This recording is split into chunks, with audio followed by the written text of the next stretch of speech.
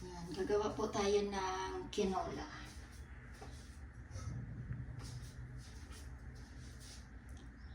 Ito po yung ating cooked quinoa. Parang granola siya. Pero instead na oats, ang ginamit ko cooked quinoa. So, bali, double to, 80 grams ng cooked quinoa. So, ginawa kong 160. Kasi nga double. Ngayon, ito yung ating hazelnuts. 2, 4, 6, 8, 10, 12, 14, 16, 18, 20, 24. Ito yung ating chia seed. So, kuha tayo ng 2 tablespoon yan.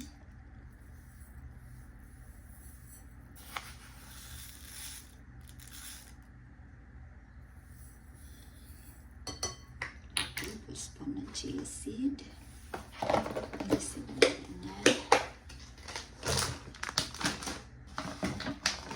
So, meron tayong chocolate drinks.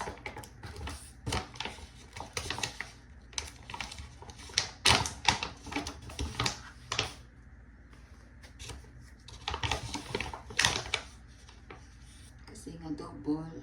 So, dalawa yan.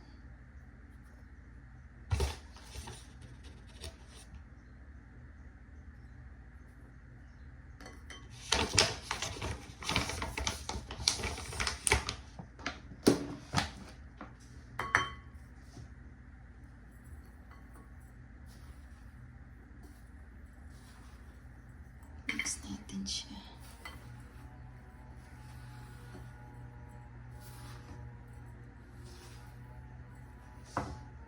Natin yung ating oven. Nakalimutan ko, dapat inon ko na to. Yan. Mga ano lang siya. 150. Ayan, meron akong cocoa powder.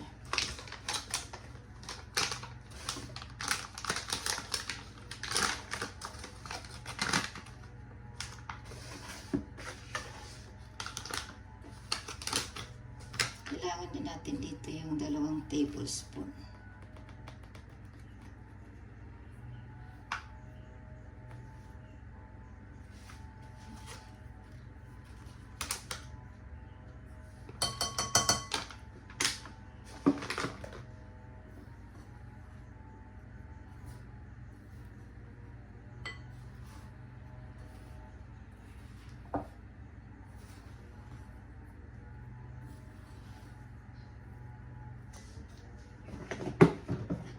Kailangan natin ng honey. Honey.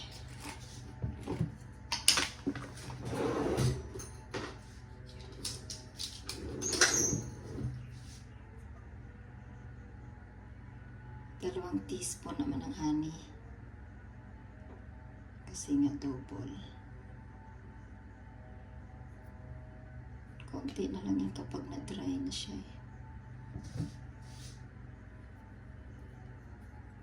Mix na natin. Mix well. Para ma-combine.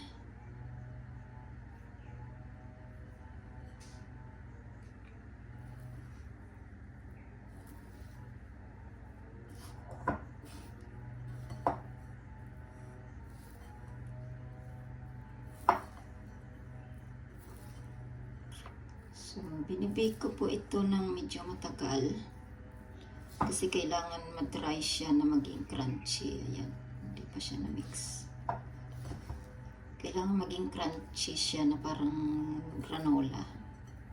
Dahil nga hindi oats, quinoa ang ginamit. So, tinawag siya na quinola. Masarap siya. Kung gusto ko ini-snack. Pero sa kanila, almusal nila to. Yan, well-combine na yan. Ilagay na po natin dito. Kalawiti yung aking ano. Hindi naman ako kalawiti.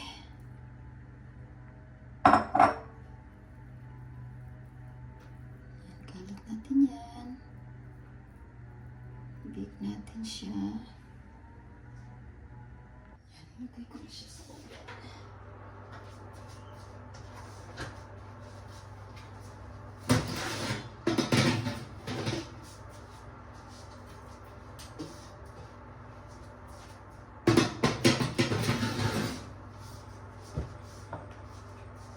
Ito na siya.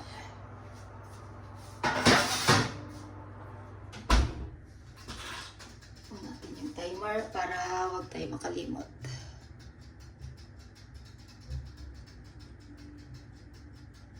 So, yun na yung ating ano.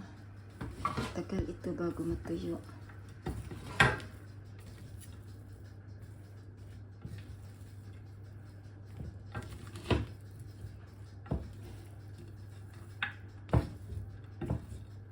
Break natin siya para hindi siya mamuo mamaya.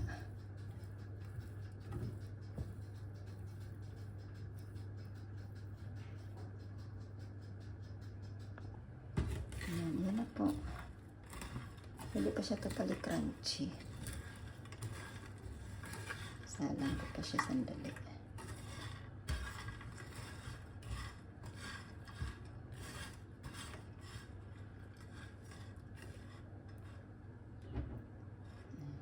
Lambot pa siya.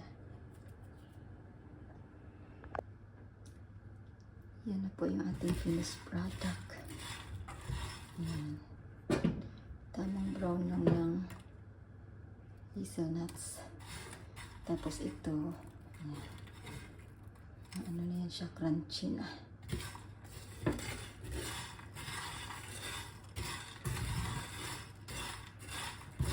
Mamaya, lagay natin siya sa jar. Yan po mamaya ang ating lalagyan.